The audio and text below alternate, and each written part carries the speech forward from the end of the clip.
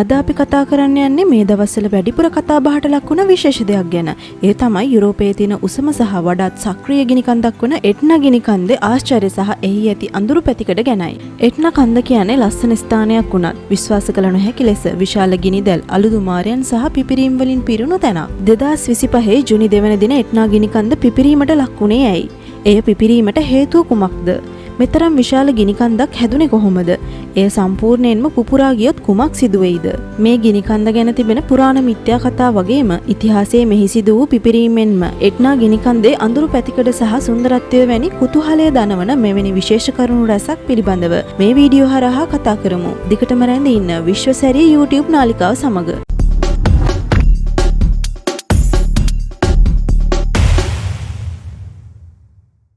Metre 33000කට වඩා උසකින් යුත් මෙම එට්නා ගිනි කන්ද ඉතාලියේ සිසිලි දූපතේ තමයි පිහිටලා තියෙන්නේ. මෙය ලෝකයේ වඩාත්ම පර්යේෂණයට ලක්වන ගිනි කන්දක්. 2013 දී එට්නා ගිනි කන්ද යුනෙස්කෝ ලෝක උරුම ස්ථානයක් විදිහටත් නම් කරලා තියෙනවා. අපි මුලින්ම බලමු කොහොමද මේ එට්නා කන්ද හැදුනේ කියලා. මෙය මිනිසුන් විසින් නිර්මාණය කරන ලද්දක් නොවේ. එය වසර මිලියන ගානක පෙර සිට සිදුවන ස්වභාවික භූගෝලීය ක්‍රියාවලියක ප්‍රතිඵලයක්. මෙම ගිනි කන්ද පිහිටි ස්ථානය අප්‍රිකාවටද සමීපයි. එය මධ්‍යධරණීය මුහුද හරහා අප්‍රිකානු මහද්වීපයේ උතුරින් කිලෝමීටර් 140ක් පමණ දුරකින් යුක්තයි. එට්නා ගිනි කන්ද පැවතීමට අප්‍රිකානු භූතැටිය නැත්නම් ටෙක්ටොනික් ප්ලේට් එකත් එක් හේතුවක්.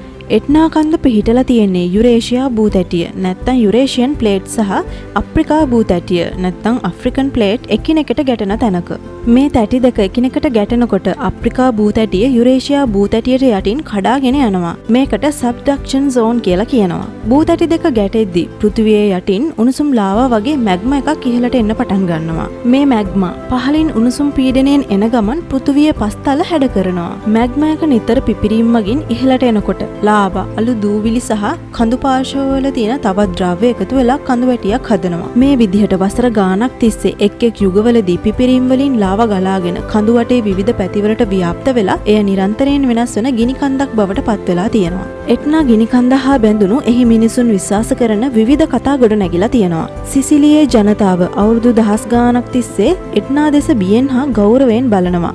පුරාණ ග්‍රීක ජනතාවට අනුව එට්නා යනු හෙෆායස්ට දෙවියාගේ උද්‍යානයකි. සූර්ය කුමරුන්ට අවිනිපද වූ යෝධයා මෙහි ජීවත් වුණා කියලා විශ්වාස කෙරෙනවා. රෝම ජාතිකයන්ට අනුව එය වුල්කාන් දෙවියාගේ රාජධානිය ලෙස සැලකනවා. තවත් කතාවක් වන්නේ ටයිෆෝන් නම් යක්ෂයා භූමිය යට සිරවී සිටින බවත් ඔහුගේ අසන්සුන් බව භූකම්පන හා පුපුරායාම් වලට හේතුව බවයි. එට්නා ගිනි කන්ද වසර දහස් ගණනක් තිස්සේ පිපිරීම් වලට ලක් වෙලා තියෙනවා. ක්‍රිස්තු පූර්ව 1500 සිට ලියවීම් වලින් ඒ පිළිබඳ තේරුම් ගත හැකි අතර වඩා ප්‍රසිද්ධම පුපුරායාම 1669 දී සිදු වුණා.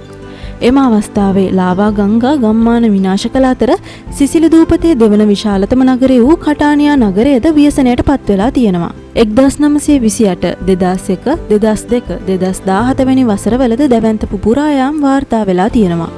2025 දී එට්නා ගිනි කන්ද පිපිරීමට ලක් වුණේ ඇයි? වර්තමානයේදී වඩාත් ආසන්නතම පිපිරීම උනේ 2025 ජුනි 2 වෙනි දිනයි. එම පිපිරීමට ප්‍රධානතම හේතුව වෙලා තියෙන්නේ පෘථිවිය යට ඇති භූතැටි චලනය සහ මැග්මා එකතු වීම නිසායි.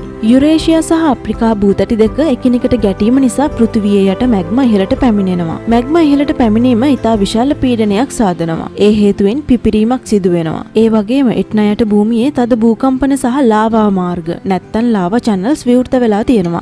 එයත් පිපිරීමට හේතුවක් වෙලා තියෙනවා. අලු වලින් අහස වසාගෙන තිබූ නිසා ගුවන් යානා නතර කිරීමටත් ගම්වල ඉන්න ජනතාව ආරක්ෂිතව ඉවත් කිරීමටත් පියවරගත් නිසා විශාල හානියක් සිදු වෙලා නැහැ.